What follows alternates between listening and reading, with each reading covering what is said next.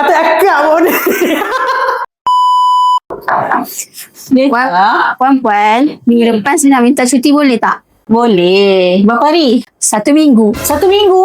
Yelah, saya punya keluarga saya besar. Saya nak pergi Bali Utara lah, nak pergi Sarawak lah. Boleh tak puan? Ramai betul saudara orang Puan. Saya nak jumpa puan kejap lah puan.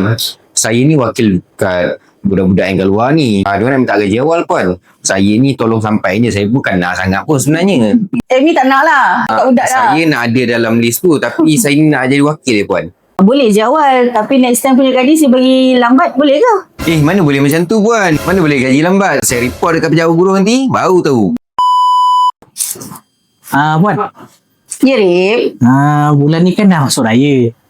Tak dapat bonus raya ke? Wah, nak bonus. Kenapa pula nak bonus?